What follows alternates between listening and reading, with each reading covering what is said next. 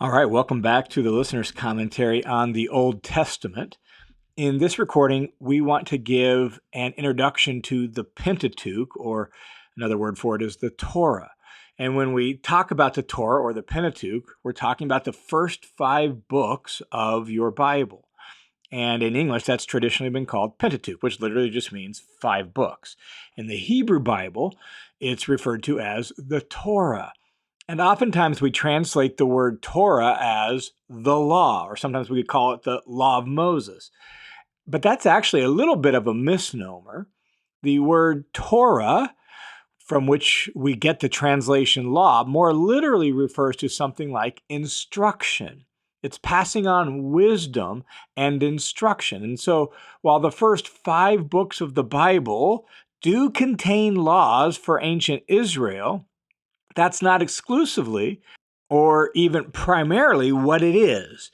And so while we translate it that way, we need to recognize that the word Torah means more than that, and the books that compose the Torah are a whole lot more than just law codes or law books. So the Pentateuch, or the Torah, refers to these 5 books: Genesis, Exodus, Leviticus, Numbers, and Deuteronomy.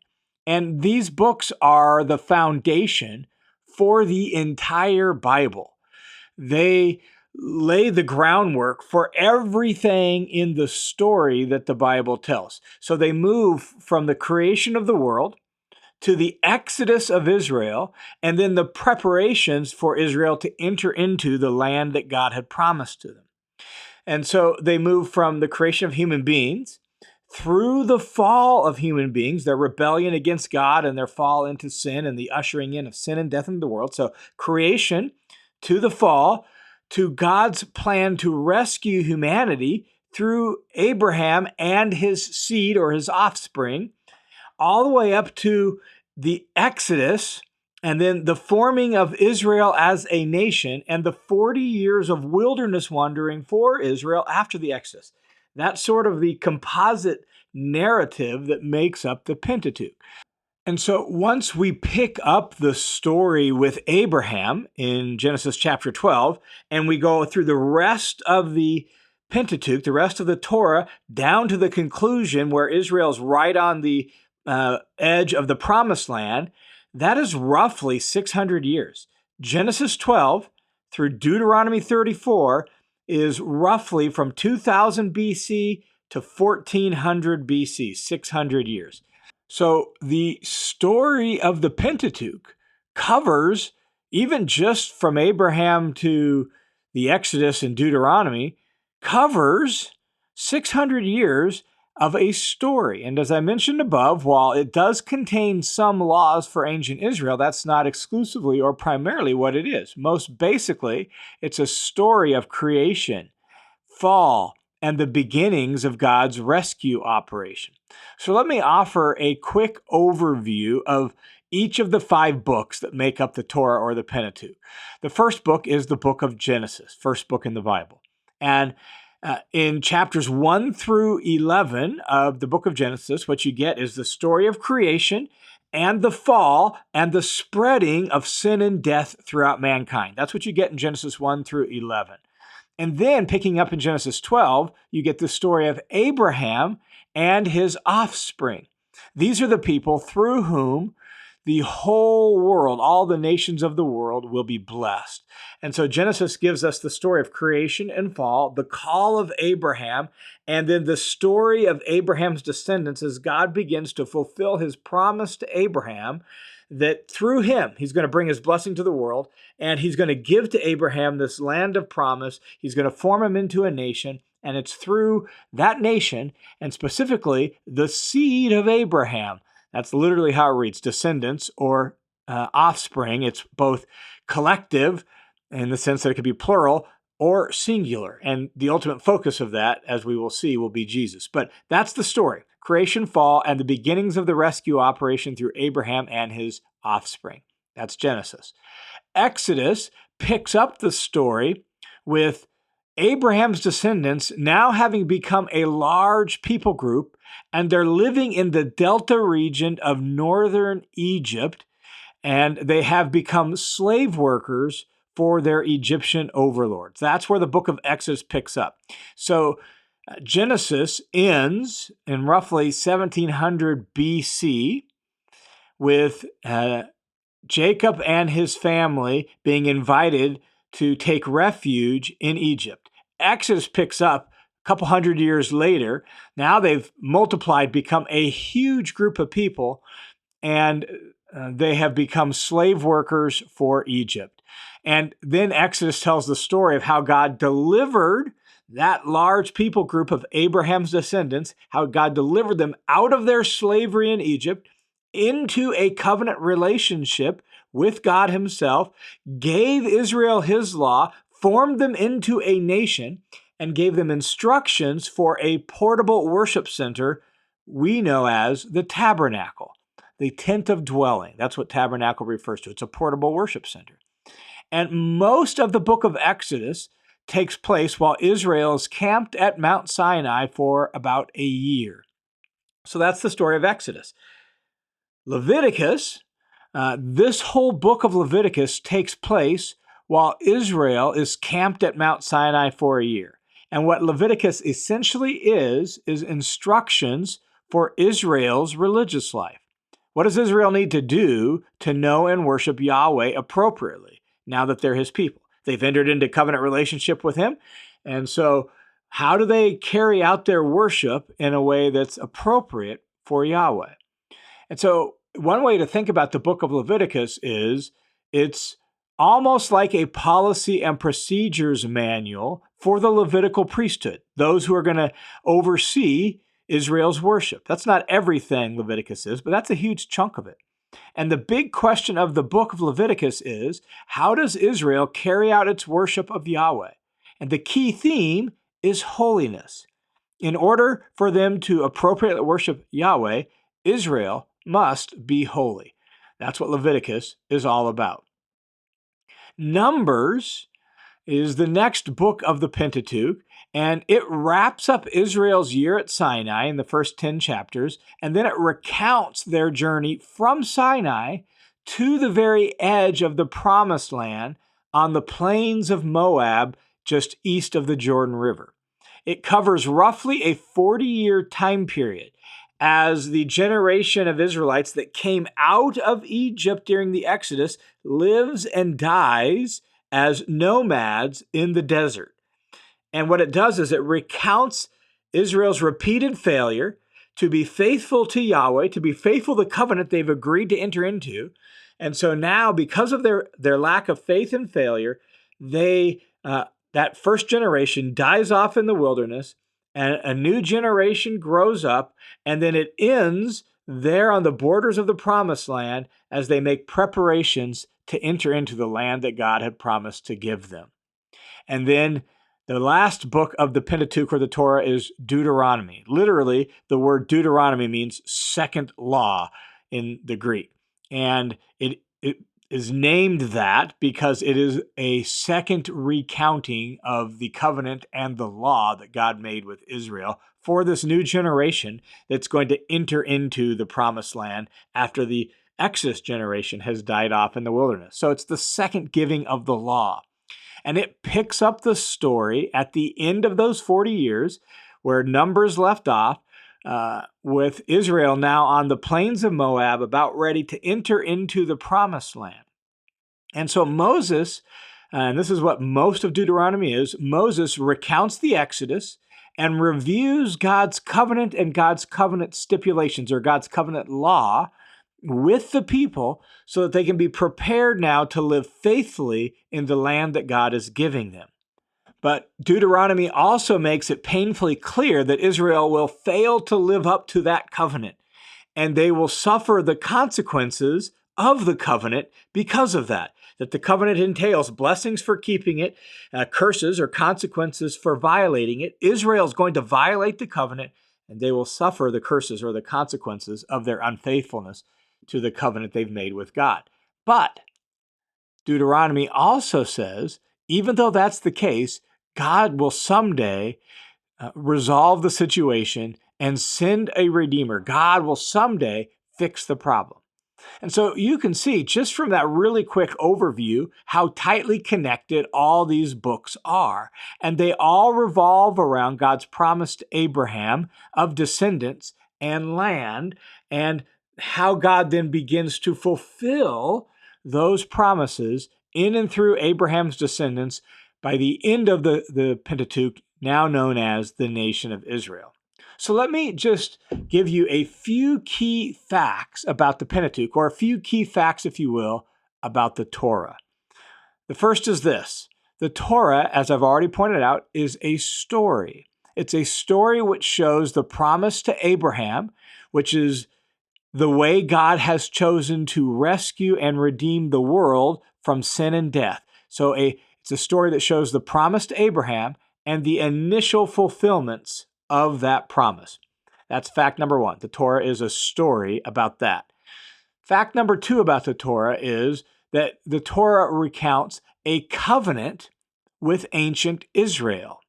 And that's important to recognize because it reminds us that it's not our covenant.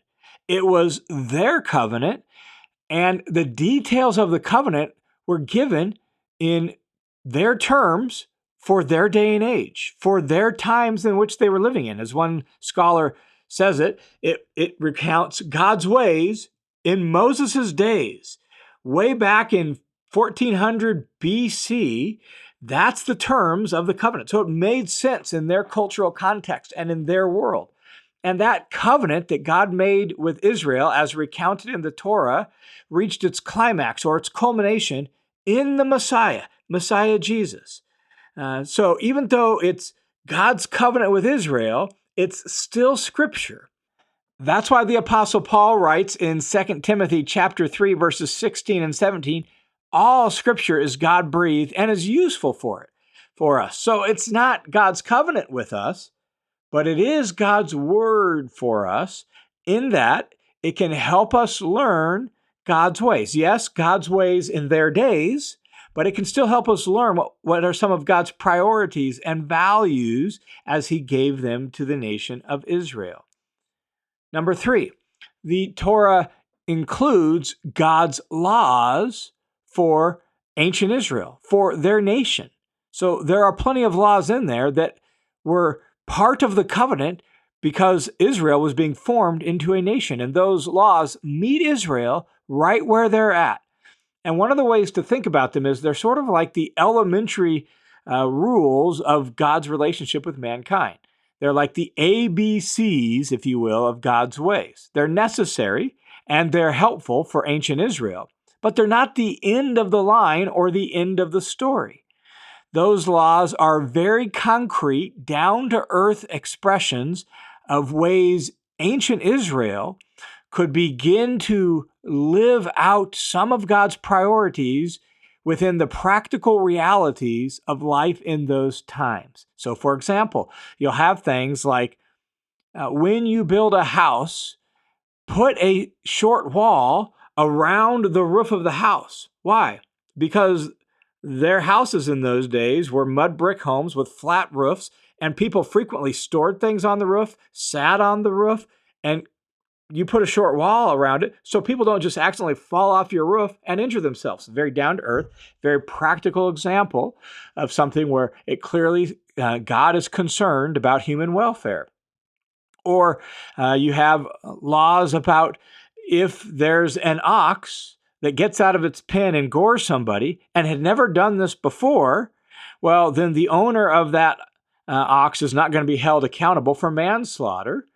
But you do need to put the ox down since it has a habit of goring people. On the other hand, if this ox has had this tendency before and done this kind of thing before, and the owner didn't take appropriate measures before, now the owner is going to be guilty of manslaughter. These are very practical, down-to-earth laws that deal with the practical realities of life in those times. And so that's what the Torah does. It includes laws for ancient Israel to help them begin to embody some of God's priorities and values. So that's number three. Number four, the fourth fact about the Torah is that the Torah aims to make them, as well as us, wise. That's its goal.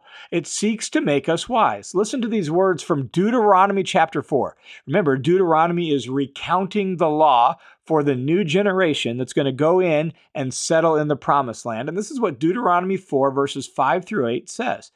See, I have taught you statutes and judgments, just as the Lord my God commanded me, that you are to do these things in the land where you're entering to take possession of it.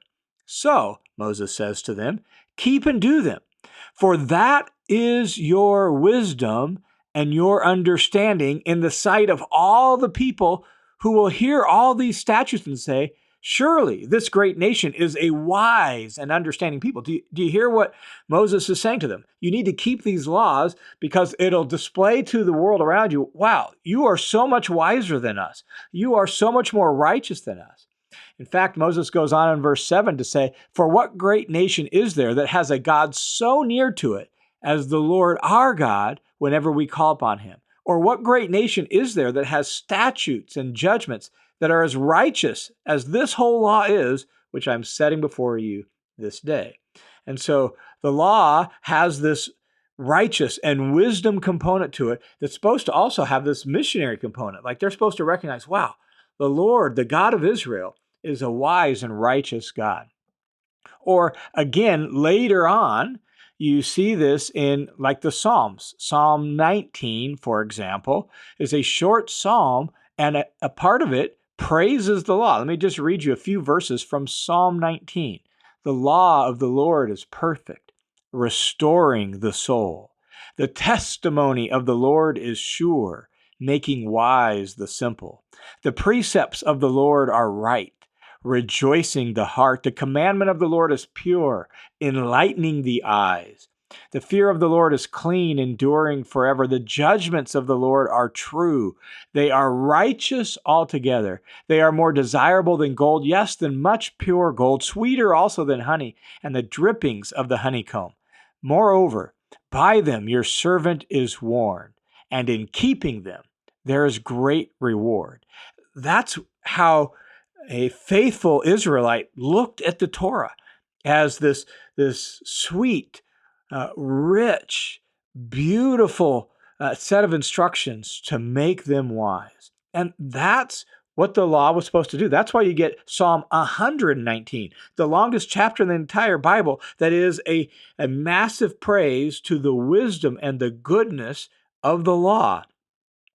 So the law, the Torah, aims to make ancient Israel, and really us as we read them, meditate on them, and learn from them, to make us wise. That's why the New Testament authors say that the law is good. Even if it's not the final solution to the human problem, it's good and righteous and helpful. It was always intended to be temporary. It was never the end of the story. That's why the Apostle Paul writes in Galatians 3 that the law was a schoolmaster or a tutor. The word is pedagogue. It was that until Christ should come. So it was always designed to be temporary. It was never the final solution to the human problem and to the problem of sin and death, but it still is good and wise and aimed to make Israel that, and we can learn some wisdom from it as well. So the Torah aims to make them and us wise. And then number 5, the Torah points beyond itself to the Messiah. This is really important, that the Torah itself recognizes it's not the final word on the subject of God's ways, that it's not the final solution to the problem of sin and death. Let me just give you a couple examples from the law itself, from the Torah itself. For example, one of the things the Torah makes very clear is that the Torah anticipates Israel's unfaithfulness, their law breaking, and their violation of the covenant. Let me read you Deuteronomy chapter 4. Just picking up in verse 25, I'm going to read down through verse 31 to help you see that the law anticipates that Israel wouldn't keep it and that God would have to do something beyond it. So Deuteronomy 4, verse 25, when you father children and you have grandchildren and you grow old in the land and you act corruptly and you make an idol in the form of anything and do what is evil in the sight of the Lord your God to provoke him to anger, Moses is speaking to the people, I call heaven and earth as witnesses against you today that you will certainly perish quickly from the land where you're going over the Jordan to take possession of it. You're going to be kicked out of the land. Just as Adam and Eve were kicked out of the garden, well, when you are unfaithful to the covenant, that's what's going to happen to you. You will be kicked out of this land. You're not entitled to it. It's not a guarantee. You will not live long on it, but you will be utterly destroyed. The Lord will scatter you among the peoples, and you will be left few in number among the nations where the Lord drives you. There you will serve gods, the work of human hands, wood and stone, which neither see nor hear nor eat nor smell anything. They're dead gods. They're false gods. But from there you will seek the Lord your God, and you will find him if you search for him with all your heart and soul. When you are in distress and all these things happen to you in the latter days, you will return to the Lord your God and listen to his voice, for the Lord your God is a compassionate God. He won't abandon you, nor destroy you, nor forget the covenant with your fathers, which he has sworn to them. So you're going to enter in the land. It's going to happen at some point in the latter days. You will be unfaithful to the covenant. But guess what? In that moment, you will turn and search for the Lord, and God's not going to be unfaithful to the covenant. He's actually going to remember you and bring you back. Or again, towards the end of the book of Deuteronomy chapter 30, verse 1, it says, so it will be when all of these things have come upon you. Moses has just set before them blessings for keeping the covenant, curses for breaking the covenant, warned them that they're going to break the covenant. And he says, when all these things come upon you, the blessing and the curse which I have placed before you, and you call them to mind in all the nations where the Lord your God has scattered you, because Moses is predicting that's what's going to happen, and you return to the Lord your God and obey him with all your heart and soul in accordance with everything that I'm commanding you today, you and your sons, then the Lord your God will restore you from your captivity and have compassion on you and will gather you again. So the law anticipates Israel's law breaking and suffering the consequences, actually going into exile. Not only that, the law promises something more. Deuteronomy 30, just a little bit after the passage I just read from Deuteronomy 30 about God restoring them from captivity, this is what the law says. It promises something more. Deuteronomy 30, verse 6. Moreover, the Lord your God will, in that day, when he brings you back from captivity, he will circumcise your heart and the heart of your descendants, so that you will love the Lord your God with all your heart and all your soul, and you may live. So in other words, there's going to be something more that comes. There's going to be something more beyond this law where God's going to do a work beyond physical circumcision. He's going to do some sort of heart circumcision. And then also along with this idea that the Torah points beyond itself to the Messiah, it hints at this. It hints at a coming Redeemer. It doesn't make it perfectly clear, but it provides hints that say there's going to have to be something more beyond this. So listen to Genesis 3:15. Right in the wake of the fall, after Adam and Eve disobey God, and now God is pronouncing the consequences of their unfaithfulness to God, Genesis 3:15, God is speaking to the serpent, who is the one who tempted Adam and Eve and led them into disobedience there in the garden. This is what God says, and I will make enemies between you, the serpent, and the woman, and of your offspring and her descendant. He will bruise you on the head, and you shall bruise him on the heel. In other words, this serpent will strike him on the heel, but he's going to destroy your head. He's going to give the death blow to your head. The New Testament authors pick up this promise, and they see this as being fulfilled in Jesus and his death on the cross when he destroyed the power of the evil one, the devil himself. It's a hint. It's pointing that there's going to be some descendant, offspring of a woman, that is going to somehow deal a death blow to the tempter, the serpent of old. That's Genesis 3:15.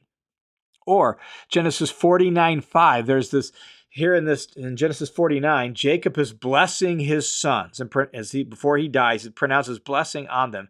And in Genesis 49:5, there's this cryptic line in the blessing of Judah. Judah has just been told that he is going to be a ruler. He's going to be the king, the tribe through which the king comes for Jacob's descendants, the nation of Israel. And in that context, Jacob says this to Judah, the scepter the king's scepter, the ruler's scepter, will not depart from Judah, nor will the ruler's staff from between his feet until Shiloh comes. Now it's cryptic. It's not clear. What does he mean? But there's going to be a royal king from on Judah's throne, it sounds like, for an awful long time. What does that mean? This cryptic line. There's some sort of king coming down the line that's going to reign forever. And then Deuteronomy 18, Moses speaking again, saying, the Lord your God will raise up for you a prophet like me from among you, from your countrymen, and to him you must listen. This is in accordance with everything that you asked the Lord to do at Mount Sinai, here known as Horeb, on the day of assembly, saying, don't let me hear the voice of the Lord my God again, or let me see this great fire anymore, or I will die. Like the event at Mount Sinai was so overwhelming, the people were like, we can't handle that. And so the Lord said, they've spoken well. I will raise up for them a prophet from among their own countrymen like you, and I will put my words in his mouth, and he shall speak to them everything that I command you. And that promise finds its fulfillment, again, ultimately in the Messiah, standing on a mountain in Israel when he is transfigured and Moses and Elijah stand with him, and God says, this is my beloved son. Listen to him. This is the prophet that he's going to speak my words, and you have to listen to him. And so these are hints. They're not super clear. They're like little clues early on in the story, little hints that point to the resolution of the story. And so we see that the Torah is pointing beyond itself. It's recognizing it's not going to be the final solution. There's going to need to be something more, and Israel's going to be unfaithful to it. But there's going to be a king and a prophet who's going to come, and people will listen to him, and he will circumcise your hearts. And so the Torah points beyond itself to something more than itself as the solution to the problem of sin and death. And so what we see is that the Torah is the beginning of a story. It's an epic story that has its resolution and culmination ultimately in the Messiah, whom is Jesus himself. He, the Messiah, he's the ultimate seed of Abraham who's to come. He is the king from the tribe of Judah. He is the prophet like Moses, only greater because he's God's own son whom we need to listen to. He's the solution to Israel's lawbreaking and the solution to human wickedness. He's the one who circumcises the heart so that now human beings can and will obey God. That's ultimately the direction that the Torah points. It is the beginnings of a story that then kind of weave circuitously through the entire Old Testament and find its culmination in Jesus, the Messiah himself. All right, thanks for tuning into this session of the Listener's Commentary on the Old Testament. The Listener's Commentary is a listener-supported, crowd-funded Bible teaching ministry that's only possible by the generosity of dozens and dozens of people just like you. So thanks a ton to each and every one of you who make this ministry possible by your faithful support. And if you want to join the team of supporters, easiest way to do that is to go to listenerscommentary.com, click the Give button. It'll redirect you to a page, my page, at World Family Mission, a registered nonprofit, where you can put in a dollar amount. If you want to make it a monthly donation, click a little box that says, make this monthly, and all those proceeds will come this way to make this ministry possible. Thanks a ton for your support.